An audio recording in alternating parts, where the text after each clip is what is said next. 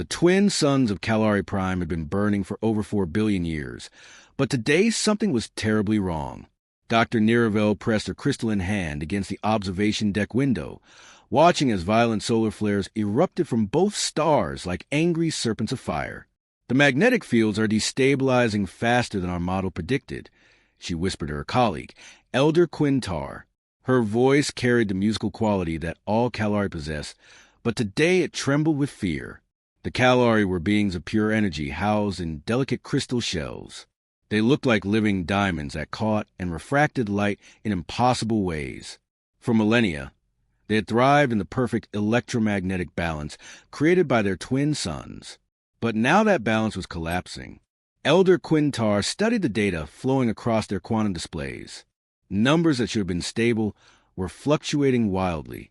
The gravitational resonance between our suns has shifted. They're pulling each other into a death spiral. Down on the planet's surface, the effects were already visible.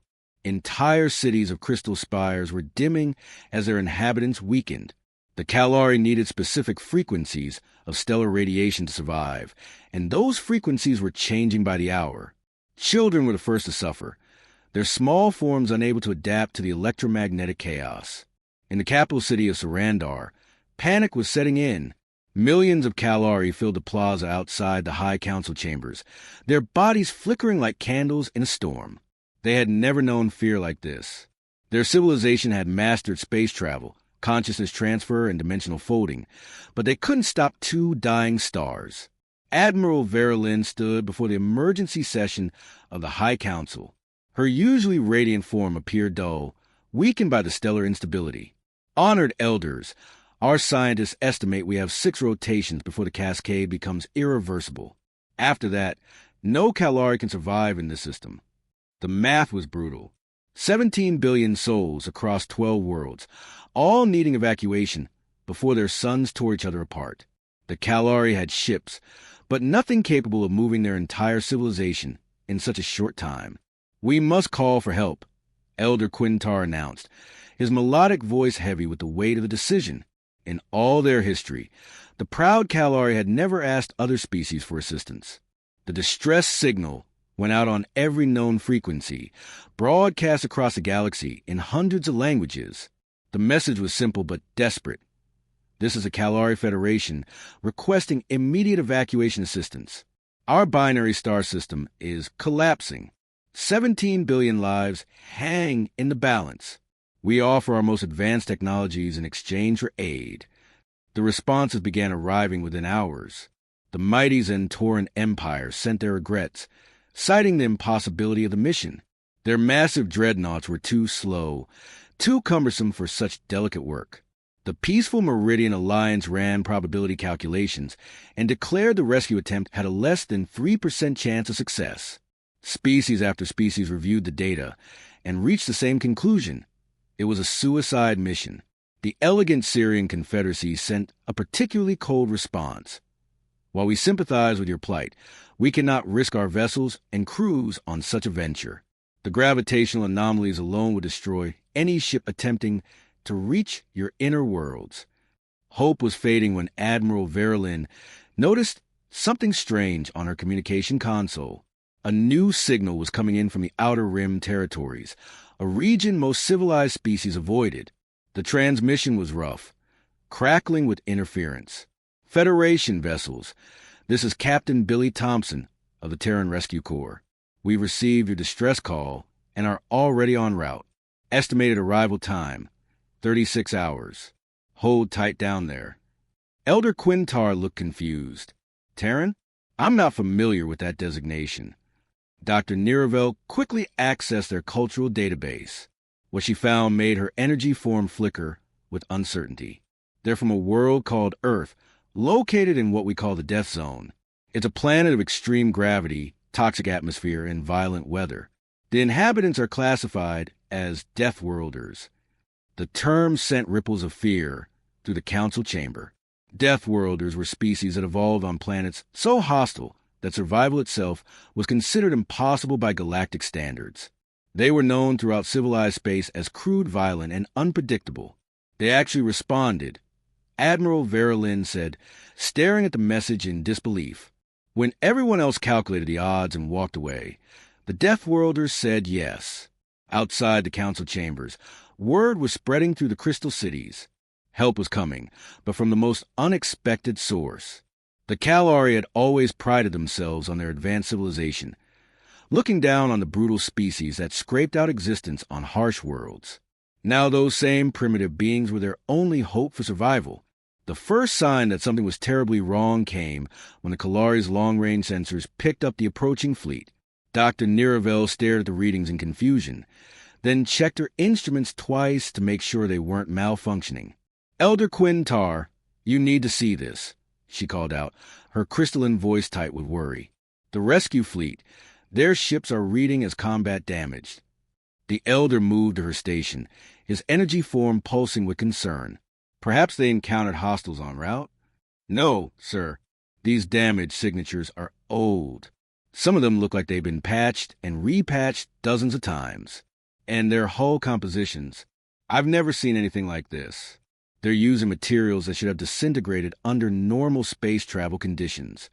When a human fleet finally dropped out of hyperspace at the edge of Kalari territory, the sight made even the most composed council members gasp. The lead ship looked like it had been through a war and lost badly. Burn marks covered its hull, and entire sections appeared to be held together with some kind of metallic tape.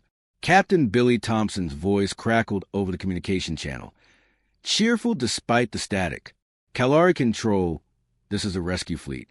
We're reading your stellar situation, and wow, you folks really picked a tough spot to live. But don't worry, we've dealt with worse." Admiral Verlin struggled to find words. "Captain Thompson, our sensors indicate significant damage to your vessels. Are you in need of repair assistance?" A sound came through the comm that the Kalari had never heard before, human laughter.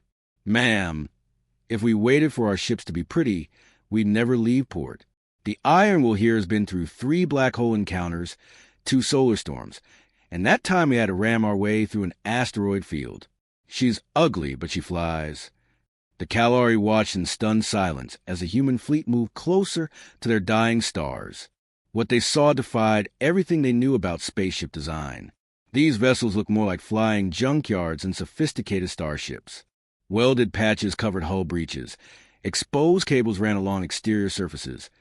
And some ships appear to be missing entire sections. "This is impossible," whispered Dr. Niravel. "Those ships shouldn't be space-worthy. How are they even holding together?" Her answer came when the fleet second-in-command introduced herself. "Kalari friends, this is Commander Rachel Murphy aboard the Stubborn Mule. We're going to start survey runs to map out safe approach routes. Fair warning, our definition of safe might be different from yours."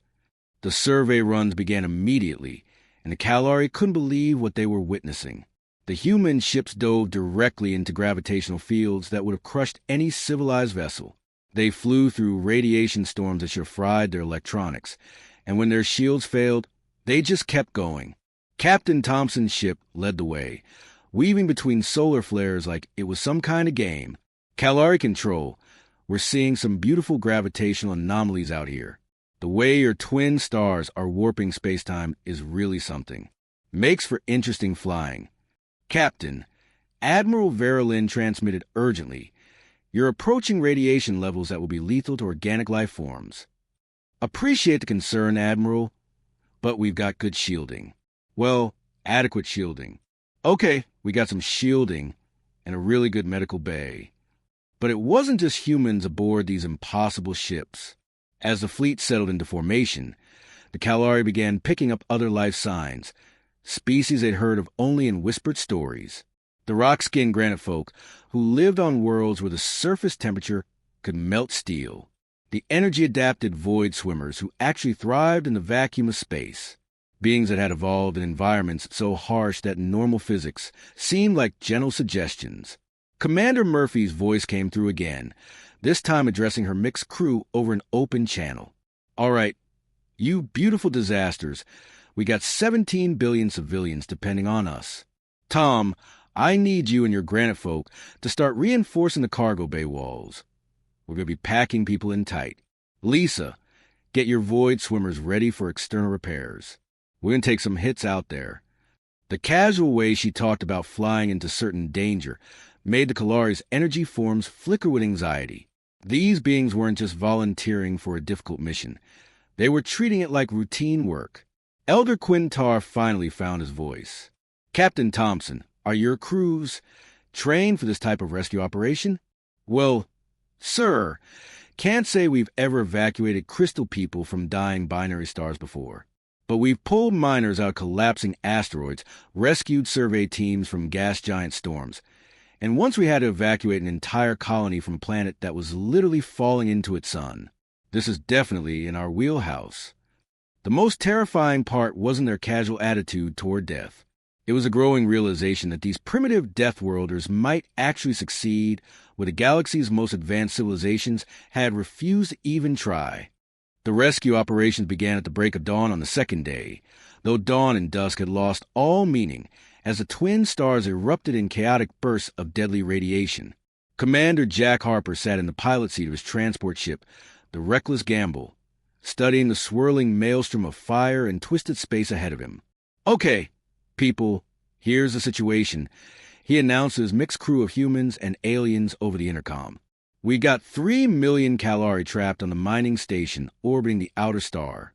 The gravitational fields are so twisted out there that space itself is getting folded like origami. His navigator, Lieutenant Amy Foster, looked up from her instruments with a grin that would have terrified any sane pilot. Jack, I'm reading gravitational shears that are literally bending light. The computer says we have a 12% chance of surviving the approach. 12%? That's practically a guarantee, Harper laughed, firing up the engines. Remember when we had to fly through that neutron star's magnetic field? The computer gave us a 2% chance that day. Behind them, 8 other Deathworlder vessels prepared for the same insane journey. The Lucky Break with Commander Pete Turner at the helm. The Defiant Spirit under Captain Diane Wells. Each ship carried the same patchwork appearance, the same casual attitude toward impossible odds, and the same determination to pull off a rescue that defied physics. As the first wave of rescue ships dove toward the dying stars, the Kalari watched from their monitoring stations in horrified fascination. These humans flew like they were born in the vacuum of space, threading their ships through gravitational anomalies that should have torn them apart. This is Reckless Gamble. Harper's voice crackled through the comm. We're entering the outer gravity well now. Wow. You can actually see space getting stretched here. It's like flying through a funhouse mirror. On the Kalari homeworld, Dr. Niravel monitored the rescue attempt with growing amazement. The human ships were doing things that violated every principle of safe space travel.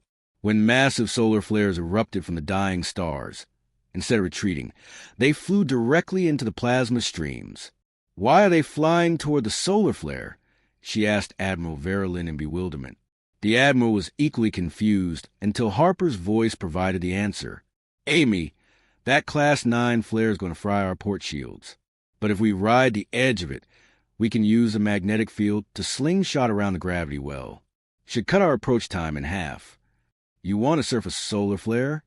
Foster asked, already calculating the trajectory. I want to surf a solar flare. The Reckless Gamble dove directly into the edge of the plasma storm, its hull glowing cherry red from the heat. The ship's shields flickered and failed, but Harper kept flying, using the star's own magnetic field as a highway through the chaos. One by one, the other rescue ships followed the same impossible route. When their navigation computers failed from radiation exposure, the human pilots switched to manual control. When their shields collapsed, they kept flying on pure determination and whatever protection their patched hulls could provide. Commander Turner's voice came through the comm from the Lucky Break. Jack, my sensors are completely fried, but I'm picking up Kalari life signs dead ahead. Looks like we found the mining station. Copy that, Pete. Beginning rescue operations now. Kalari Station, this is Commander Harper. We're here to get you out. Hope you folks aren't afraid of a little turbulence.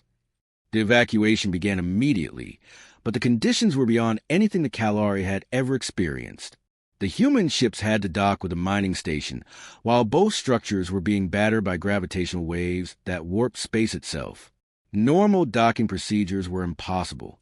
Instead, the humans did what they always did. They improvised. Harper brought his ship alongside the station and used magnetic grapples to hold the vessels together while the superstructure groaned and twisted around them. "Station Commander, we're going to load your people as fast as we can," Harper announced. "Fair warning, this is going to be the roughest ride of your lives." The Kalari evacuees flooded aboard the human ships, their crystalline forms flickering with terror as they felt the vessels shuddering under the stellar bombardment. But the humans seemed completely unaffected by conditions that would have killed any normal crew. Lieutenant Foster called out readings that sounded like a countdown to disaster. Hull temperature approaching critical. Gravity shear increasing. Radiation levels through the roof. "Just another day at the office," Harper replied cheerfully, swinging his overloaded ship around for the journey back through the stellar hell. The first rescue run saved 300,000 Kalari. The second saved 400,000. With each trip, the conditions grew worse as the binary stars spiraled closer to their final collision. But the Deathworlders kept flying, their impossible ships somehow holding together through forces that should have reduced them to scattered atoms. By the end of the day, over 2 million Kalari had been evacuated from the outer worlds, carried to safety in ships that looked like they were held together by willpower and spite. The rescue operations had been running for 4 days straight when the final challenge revealed itself. Deep within the gravitational chaos of the dying binary system lay Sarandar, the ancient capital city of the Kalari civilization. 2 million souls remained trapped there, including the planet's most vulnerable, the elderly and the young who couldn't survive the journey to safer worlds. Captain Billy Thompson stood on the bridge of the Iron Will, studying sensor readings that made his experienced crew shake their heads in disbelief.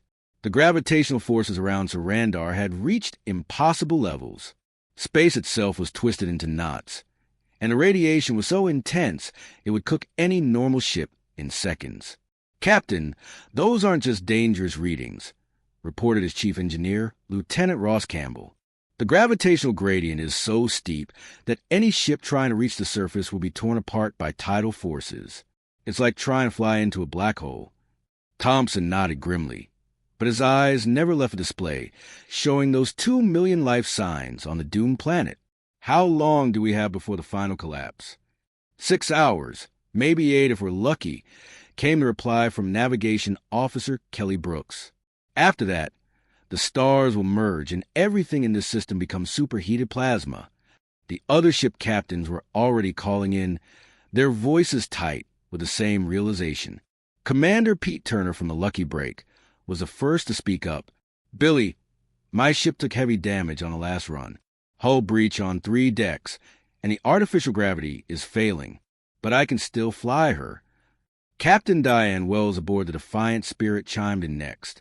"We've lost main engines, but the backup drives are still functional. It won't be pretty, but we can make one more run."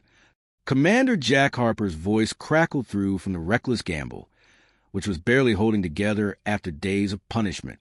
"My navigation computer is completely fried, and we're flying on backup life support. But those Kalari kids aren't going to evacuate themselves."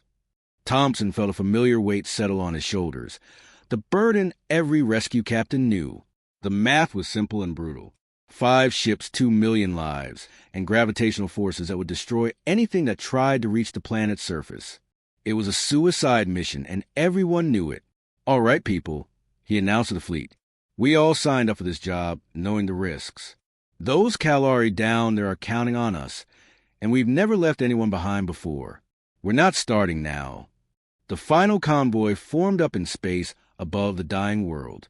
5 battered ships, their hulls scarred and patched from days of flying through stellar hell, prepared for one last impossible rescue. The crews were exhausted, their vessels barely functional, but their determination remained unshakable. As they began their descent towards Sarandar, the true horror of the situation became clear. The gravitational shears were so violent that pieces of the ships began tearing away almost immediately. The reckless Gamble was first to take critical damage, her port wing ripping off as Harper fought to maintain control. "Jack, your ship's breaking apart," Thompson called out over the comm. "I know, but I can see the evacuation sites. Transmitting coordinates to all ships. Get those people out of there."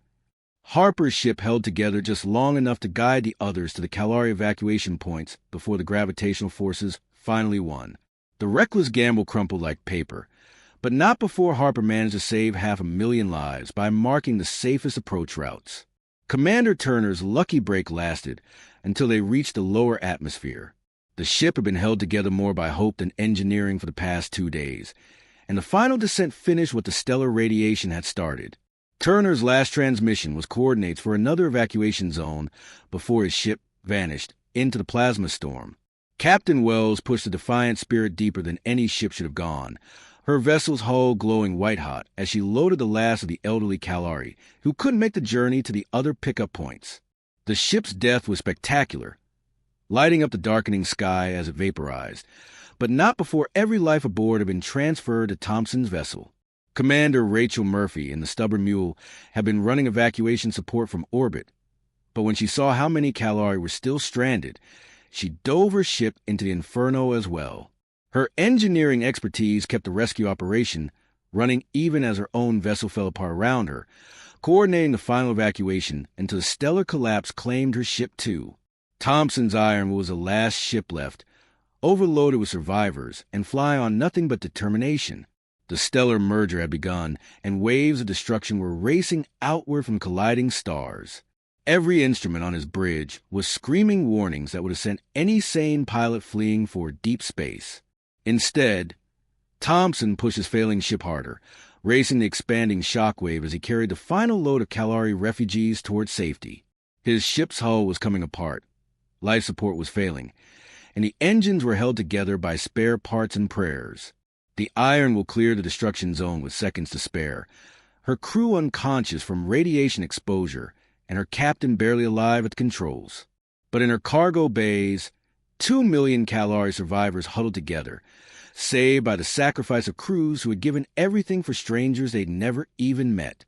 1 year had passed since the Kalari evacuation, but the galaxy was still talking about what had happened in that dying star system. The story had spread from world to world, carried by traders, diplomats, and news services that couldn't quite believe the reports they were filing. On New Sarandar, the Kalari's new homeworld orbiting a stable yellow star, Ambassador Helen Price walked through the crystal gardens that had been grown to honor the fallen rescue crews. The human survivor moved slowly, still recovering from the radiation exposure she'd suffered during the evacuation, but her eyes were bright with purpose. The memorial service is ready to begin, Dr. Niravel informed her, the Kalari's crystalline form shimmering with respectful reverence. Over the past year, the elegant alien had become something the Kalari had never had before, a student of human culture. She was fascinated by these beings who had saved her entire species. The memorial itself was unlike anything the galaxy had ever seen. 5 towering spires of living crystal reached toward the sky, each one inscribed with the name of a lost ship: Iron Will, Reckless Gamble, Lucky Break, Defiant Spirit, and Stubborn Mule. But these weren't just monuments to the dead. They were working structures, part of the new technology that had emerged from the partnership between Kalari science and human engineering.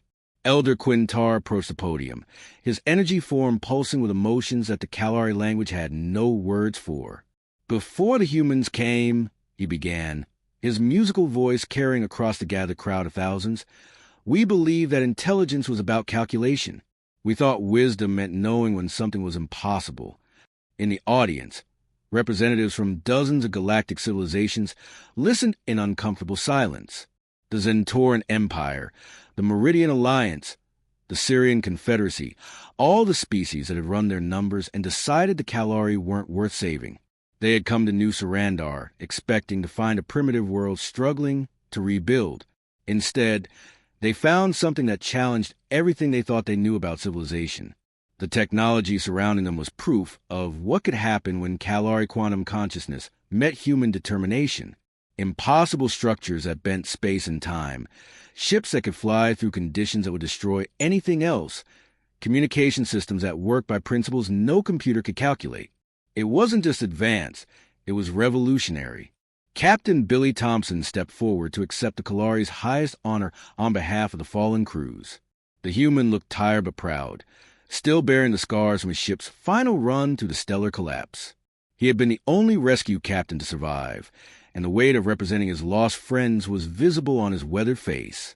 "My crews didn't come to your system because we were heroes," Thompson said, his simple words carrying more weight than any diplomatic speech. "We came because when someone needs help, you help them. That's not complicated math. That's just being human." The Zentoran ambassador shifted uncomfortably in his seat. His empire's military advisors had calculated that the Kalari evacuation would require sacrificing at least 60% of any rescue fleet. The humans had lost 80% of their ships, but they had saved everyone. The math was supposed to matter more than sentiment. Admiral Verilyn, her crystalline form now stronger than ever in the light of New Sarandar's sun, spoke next. "The galaxy teaches us that intelligence is about avoiding risks, that wisdom means preserving resources for more logical uses. The humans taught us something different. They taught us that sometimes the smartest thing to do is the right thing to do." The story was already changing how rescue operations worked throughout civilized space. The Meridian Alliance had quietly restructured their emergency response protocols. The Syrian Confederacy was developing new ship designs based on human engineering principles, ugly, overbuilt vessels that could survive conditions that would destroy their sleek warships. But the real change was philosophical. For centuries, galactic civilization had been built on the principle that advanced species made decisions based on logic and probability. The humans had proven that there was something more powerful than mathematics, the stubborn refusal to abandon those in need. Ambassador Price concluded the ceremony with words that would be quoted throughout the galaxy for generations to come. "The day our people answered your distress call, we didn't calculate the odds. We didn't run cost-benefit analyses or risk assessments. We heard 17 billion voices crying for help, and we said yes. That's not primitive thinking. That's human thinking." The memorial gardens fell silent as the meaning of those words sank in. The galaxy's most advanced civilizations had possessed all the technology, all the resources, and all the knowledge needed to save the Kalari. But they had lacked the one thing that mattered most, the willingness to try when success seemed impossible. As the ceremony ended and the various ambassadors prepared to return to their home worlds, each carried the same uncomfortable realization. The species they had dismissed as crude Deathworlders weren't just brave or lucky. They represented something that challenged the very foundation of galactic civilization. The humans had proven that sometimes the most advanced thing you can do is refuse to be reasonable.